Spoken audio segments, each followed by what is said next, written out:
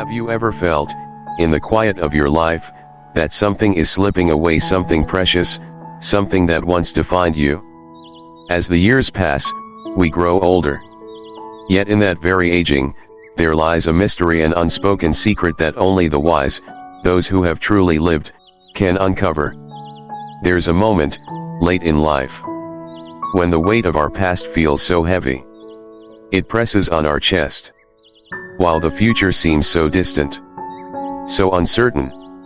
Like a fog we cannot see through. We begin to wonder, what is it all for? How do we make sense of the fleeting moments? The lost time? The things we once held so tightly? I've lived long enough to see the answers, to touch the truth that many never do. There are things the young may never understand, things they won't know until the years leave their mark. But there is wisdom, quiet and profound, that can keep our minds sharp, even when our bodies grow tired. It's a secret whispered by the ancient teachings of Buddhism, one that doesn't just promise clarity, but offers a deep, lasting peace. I want to share the secret with you. I want to reveal these 6 habits that have shaped my understanding of life. Habits that have kept my mind clear, sharp, and alive, even as the years have passed. Are you ready to listen? To hear the truths that only time can teach, and to discover a way to live with more clarity, more purpose than ever before? Part 1, the first habit, mindfulness. Let me tell you, my dear friend, the first habit is the most important one. The one that stands above the rest, mindfulness, or Chan Nyem. It wasn't always this way for me. I often sit in my old rocking chair now, the creaks of its wood familiar to my bones, and my mind drifts back to a time when I was young and blind to the power of being present. You see, there was a day, many years ago, when I rushed through everything: life, work, family. My thoughts were constantly moving forward, planning the next step, never stopping to take in the here and now. I was always on the go, thinking that by pushing harder, I would get ahead. I thought I was conquering the world, but in truth, I was losing pieces of myself along the way. In my youth, I never stopped to smell the roses, as they say. I never appreciated the fleeting moments. I was always thinking ahead, worrying about the future, stressing about the next deadline, or focusing on what I didn't yet have. But life is not a race, my dear. Life is a slow unfolding, and I was running past it, missing the beauty that lay in the present. Mindfulness, I have learned in my later years, is the key to slowing down and truly being with life. You see, mindfulness teaches us to pause, to be present with our thoughts, with the people around us, with the simple things. It's the ability to fully experience whatever you are doing right now, without distraction or worry. Whether you're eating a meal, watching a sunset, or even just sipping a cup of tea, mindfulness reminds us to be here, to be fully present in the moment. It's not about rushing to the next thing, or constantly planning for the future. It's about being grounded in the now, where life actually happens. I remember the first time I truly understood mindfulness. I was sitting in this very chair, the sun casting soft shadows on the walls, and I looked out the window at the birds playing in the trees. There was no agenda, no tasks waiting to be done. I just sat there, watching, breathing. And for the first time in years, I truly saw the birds, saw the way the wind rustled through the leaves, felt the peace of the moment. It was like a veil had been lifted, and I could finally understand the depth of what I had been missing all these years. Mindfulness isn't just about being physically present in the world. It's about being present in your spirit as well. It's about observing your thoughts without judgment, without attachment. I've learned that thoughts come and go, like clouds drifting across a sky. Some are light and fluffy, others dark and heavy. But they all pass in time. The trick is not to grab onto them. To not let them take root in your mind. Instead, let them float by, and return to the present moment. As I've aged, this practice of mindfulness has become more and more precious to me. There's a quiet strength in being present. A peace that comes from simply observing, without the need to do anything or fix anything. In my younger days, I was constantly distracted, running after things. Success, accolades, more. But now, I've come to realize that the richest moments in life are those in which you stop, breathe, and take everything in. They are the small, quiet moments, the cup of tea in the morning, the way the light filters through the window, the laugh of a friend, the rustle of leaves in the breeze. I've also come to understand that mindfulness sharpens the mind. It's not through mental exertion or striving harder. It's through simplicity. The more I practice mindfulness, the more I notice. And the sharper my mind has become. It's like a muscle, this practice. The more you use it, the stronger it gets. When you stop running from moment to moment, and begin to really live in the now, the mind begins to clear, and with it comes clarity. It's as if the fog lifts, and everything becomes more vibrant, more vivid. As I sit here, with my hands resting on the arms of this chair, I realize how much I missed in my earlier years. How much I rushed past. And I can't help but wonder, how many other moments in life did I miss? How many beautiful, quiet experiences did I push aside in favor of the next big thing? But now, with age, I've come to see the beauty in just being. The peace in simply sitting, breathing, and observing. I've learned that the mind sharpens not by grasping more, but by letting go, by being still, by being present. Part 2, the second habit is compassion. And let me tell you, my dear friend, there is something profoundly healing about showing kindness to others. Something that I have come to cherish deeply as the years have passed. Compassion is not just a word. It's an act. A way of being in the world. It's in the small gestures. The quiet acts of love that we offer each day. Often without thinking about it.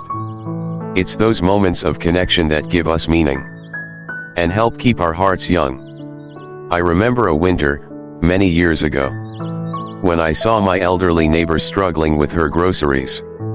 The cold wind was biting, and her hands were shaking as she carried the heavy bags. I was much younger then, and I was in a rush. I thought to myself, someone else will help her. I'm sure of it. But as I walked past, I felt a pang of guilt in my chest. I should have stopped. I should have helped her. But I didn't. I kept walking, thinking that there would be time later, or someone else would do it. Years have passed since that day, but I still remember it. I wish I had stopped. I wish I had taken that moment to offer a kind gesture. Compassion isn't always about grand acts of charity, but about the small, meaningful moments that connect us to each other. It's the smile you give to a stranger. It's the helping hand you extend without expecting anything in return. It's the moment you see someone in need, and decide, in your heart, that you will be the one to ease their burden. Buddhism teaches us that compassion is an essential part of our practice.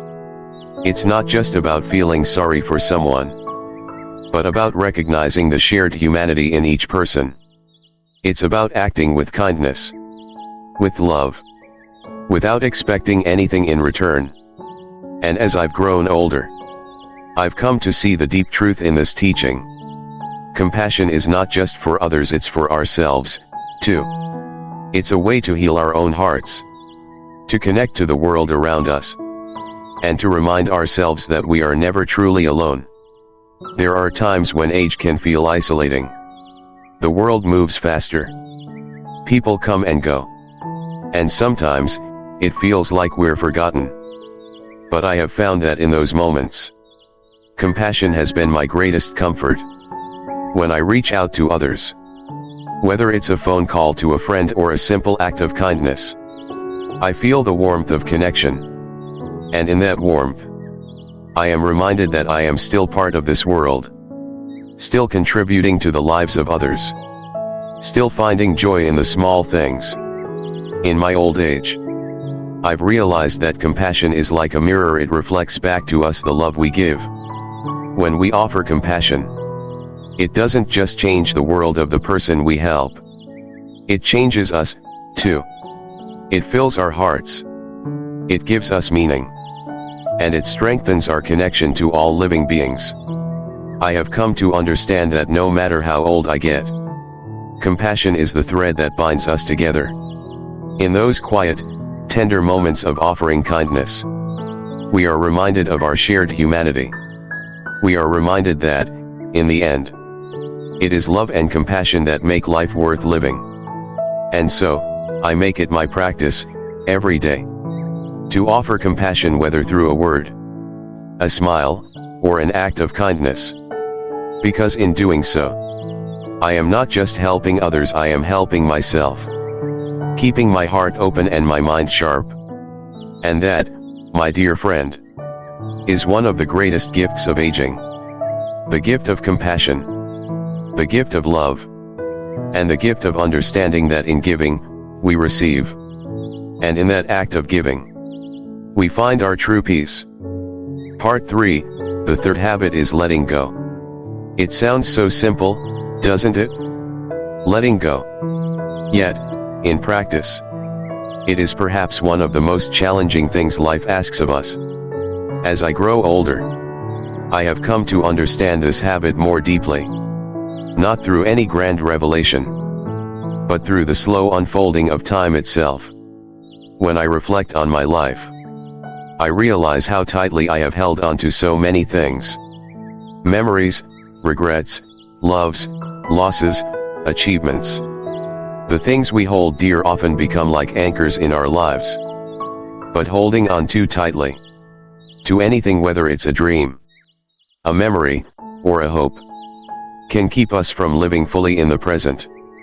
And that is the paradox we face as we age. The more we hold on, the less we are able to truly experience the beauty of what is. I often think of my friend, Robert, who struggled for so long to let go of his past. He was a man defined by his history, his childhood, his career, the relationships he had built.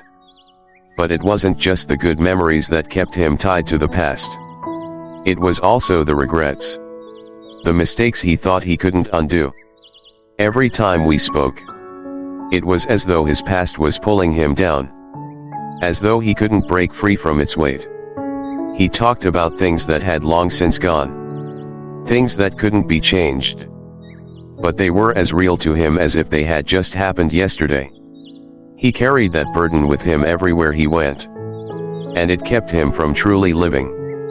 And so, I watched him, and I wondered if he would ever be able to let go, as the Buddhist teachings encourage us to do. Letting go doesn't mean forgetting. It doesn't mean we erase our memories or the lessons we've learned. It doesn't mean we stop loving the people who have shaped our lives. But it means we release the control these memories have over us. It means we stop letting the past define our every move, our every thought. Buddhism's teaching of impermanence, Vyothwang, offers profound wisdom here. It tells us that everything changes. Nothing stays the same, not our bodies, not our relationships, not even our minds. Change is a constant. And that truth, that awareness of impermanence, offers us freedom. Because if everything changes, then why hold on to things that are gone? Why cling to past hurts or past joys that no longer exist in the present? By holding on, we trap ourselves in the past. And by holding on, we miss the present moment, the only moment that truly exists. I'll never forget the moment when Robert finally let go. It wasn't a dramatic moment, nor was it something anyone else could see. But I could feel it. It happened one afternoon when he looked out across the lake we often walked by. The trees were beginning to change colors. The soft golden light of the late afternoon reflecting off the water. Robert paused and said, "I think I'm finally ready to let go. To stop carrying all this with me. It's time to be here, now." And from that moment on, there was a quiet peace about him. The chains of the past that had bound him so tightly were loosened. Not all at once, but over time. He wasn't burdened by what had been anymore. And as I saw the transformation in him, I realized that letting go is not about erasing or forgetting, but about creating space in our hearts and minds. Space for new memories, new experiences, new ways of being. And that, my dear friend, is where true freedom lies. Letting go doesn't mean we are weak or that we've lost something important.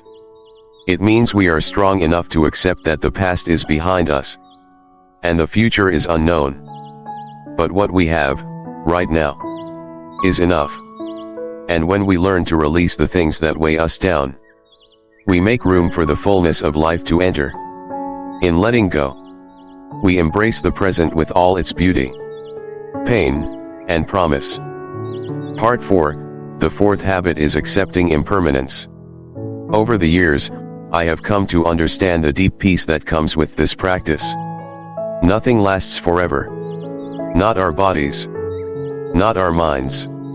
Not even the moments we cherish most. There's a certain bittersweet beauty in this truth. A truth I have struggled with for much of my life. When I was younger, I fought against time. I fought against the inevitable changes that came with age.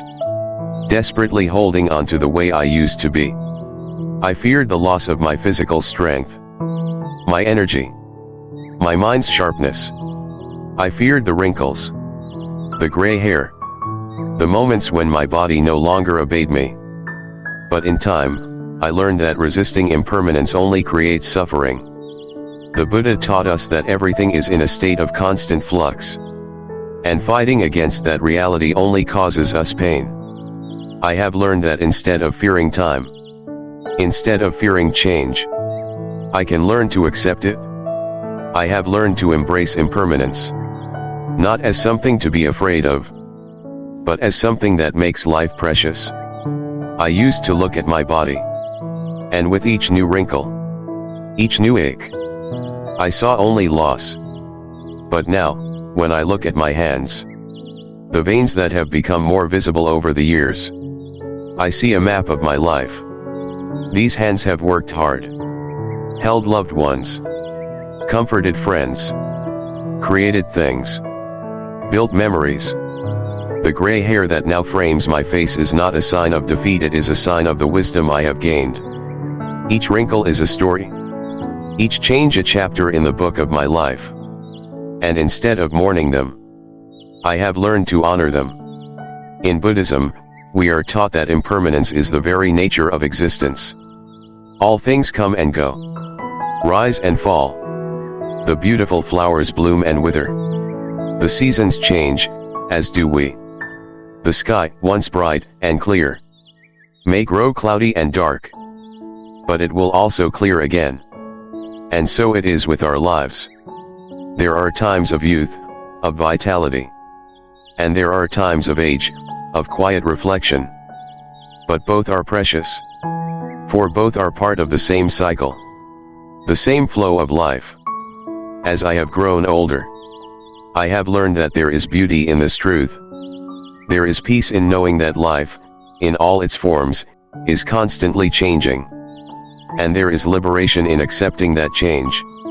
When we stop fighting against time, when we stop trying to hold on to things that are slipping away, we find freedom. We find peace in the acceptance that we are part of something much larger than ourselves. Something vast and eternal. The fear of aging, of losing what we once had, is natural. But it no longer grips me. I no longer resist it. Instead, I embrace it. I embrace the changes that come with age. For they are not losses, but steps on the path of life. I see each wrinkle not as something to fear, but as a testament to the life I have lived, to the love I have given, to the wisdom I have gained. There is beauty in knowing that we are a part of a cycle, that we are not separate from the world around us, but deeply connected to it. The years I have left are not something to dread, but something to cherish. For in the acceptance of impermanence, we find freedom. We find the courage to live fully, to love deeply, and to appreciate the fleeting beauty of each moment. Time moves on, and so do we, but in our movement, there is grace. And that, my dear friend, is the true gift of aging. The peace that comes with knowing that nothing lasts forever, but everything is beautiful. Part 5, the fifth habit is living with purpose. In the quiet solitude of my years, I've often thought about this, a concept so simple, yet so profound. Especially as the days stretch longer and the seasons shift.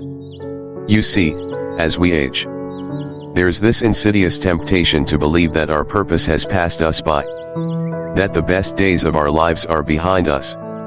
We begin to wonder if we are still relevant, if there is still meaning to our existence. After all, the years slip by so quickly, and it can feel as though the time for our greatest accomplishments has already come and gone. I remember the moment I retired from my job. A moment that, in many ways, left me feeling like a leaf adrift in the wind. For so long, my identity had been intertwined with my work, my contributions, my role, the validation of my efforts. But when that part of my life ended, I was left to face a vast emptiness. I asked myself, who am I now? What is my purpose, now that I no longer have the structure of work, no longer have the title or the recognition? At first, I couldn't find the answer. I was lost. But what I've come to understand, through the teachings of Buddhism and the wisdom of the years, is that our purpose doesn't die with the work we do, the roles we play, or the accolades we receive. No, purpose is far deeper than that. It is not something we find outside of ourselves, but something that arises from within. It is the quiet, intentional acts that bring meaning to our days. The way we nurture a garden, the way we offer a kind word to a neighbor, the way we find joy in the simplest of tasks. It is in the act of living with intention. As I've grown older, I've realized that the purpose of life isn't something that's bound by age or by our stage in life. Purpose isn't something that fades when we retire or when we grow frail. It is something that evolves, that deepens, that shifts with the seasons of our lives. Even in the autumn of my years, I find that my purpose is simply to be, to offer love, to share what wisdom I have gathered, to live in harmony with the world around me. It's in the way I care for my small garden now, in the way I greet the sunrise, in the way I show up for the people I love. Purpose, I've learned, is not about the grand achievements. It's about the small, everyday moments where we choose to live with intention. It's the quiet ways we contribute to the world, ways that may seem insignificant to others, but that are everything to those who receive them. Whether it's a smile, a kind gesture, a moment of listening, these are the things that make life meaningful. They are the acts that keep our hearts engaged, that keep our minds sharp, and our spirits alive. Living with purpose keeps the mind sharp because it creates a rhythm in our lives, a sense of direction. Even when our bodies slow down, when we live with intention, we stay connected to life, to others, and most importantly, to ourselves. We stay rooted in the present moment, finding meaning in everything we do, no matter how small it may seem. And in this connection, in this sense of living on purpose, we discover the true joy of life. Because when we live with intention, we stop waiting for life to happen to us, we make it happen. I have found that the simple act of living on purpose has brought me more fulfillment than any external achievement ever could. There is an authenticity in it. A deep resonance that cannot be measured by accolades or success. It is measured in the quiet contentment of a life lived with love, with attention, and with care.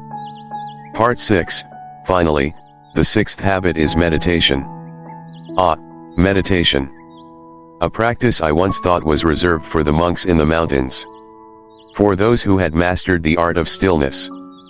But how wrong I was. Meditation, I've found, is the key to the mind's peace. Especially as the noise of life grows louder. And the demands on our time become heavier. I remember the first time I tried to meditate. Sitting cross-legged on the floor. My back stiff with discomfort. My mind a flurry of thoughts. Every little noise seemed to pull my attention away. My legs ached. My thoughts ran wild. And I was convinced that I was failing. How could anyone be at peace, I thought, with such a restless mind? It wasn't easy at first. This practice of sitting still and simply breathing. But like everything else in life, it took time, patience, and acceptance. Over the years, meditation has become my anchor, my refuge. It is in meditation that I find the stillness, the peace, that the outside world so often denies us. When the world feels overwhelming, when my mind races, meditation is the one place I can return to, where I can just be. I sit with my thoughts. I observe them. Without judgment.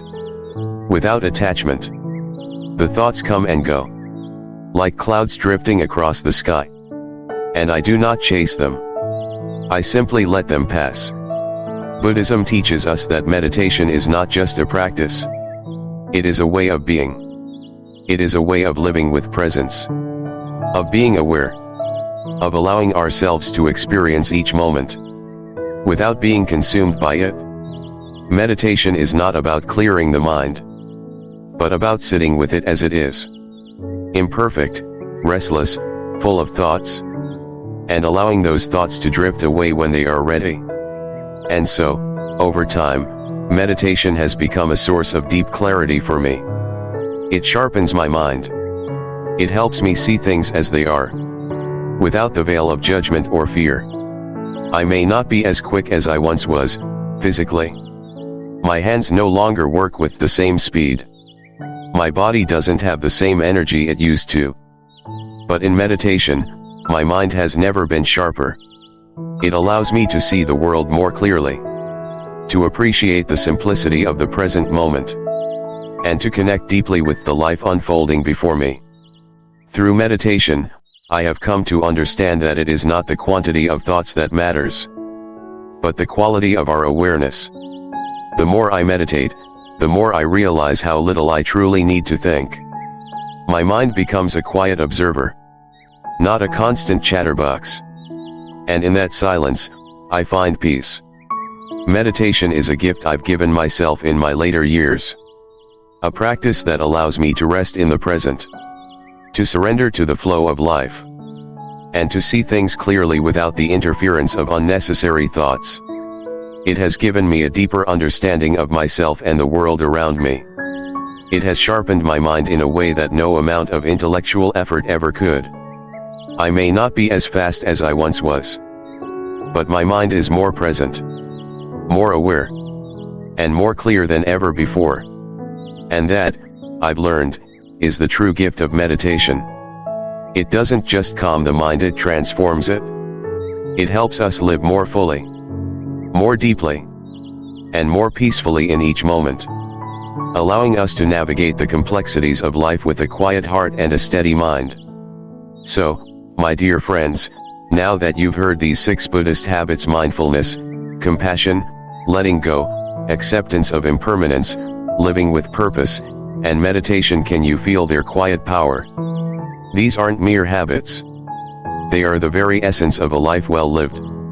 A life that doesn't just exist but thrives, even as the years pass by. They are the foundation of peace, clarity, and understanding. The keys that unlock a life filled with meaning. No matter how many candles are on the cake, As I sit here in the dimming light, surrounded by the memories of a lifetime, I see age for what it truly is. Not a loss, not an end, but a gift. A chance to embrace everything we've learned, everything we've loved, and to pass it forward. The body will slow, the hair will gray, but these habits, these ways of living, keep the mind sharp, keep the heart soft, and keep the soul vibrant. It is through these that we remain fully alive. In the end, it's not the years that count, my friend, but how we choose to live them. It's not about how many days we've walked this earth, but how deeply we've walked within each of them. So, I encourage you. Let these habits shape you. Let them guide your every day. Because the true wisdom of age isn't measured by the length of time we've lived, but by the way we've lived it. Every moment, every choice, is a thread in the tapestry of our lives. And it is up to us to weave it with care. So, take a moment, breathe deeply, and feel the stillness of the present. The peace you seek is not out there, it is right here, within you. In the way you live, the way you love, and the way you choose to embrace each moment. If this speaks to your heart, if these words have stirred something deep inside you, I invite you to join me on this journey of discovery. Subscribe to Whisper of Age, where together, we will continue to uncover the wisdom that lies within us. Step by step, one mindful breath at a time. And remember this, my dear friend. In the quiet of life's passing moments, the most profound lessons are found not in what we have done, but in who we have become. Keep walking with intention, live with purpose, and know that the true beauty of life lies in the simple, mindful choices we make every single day.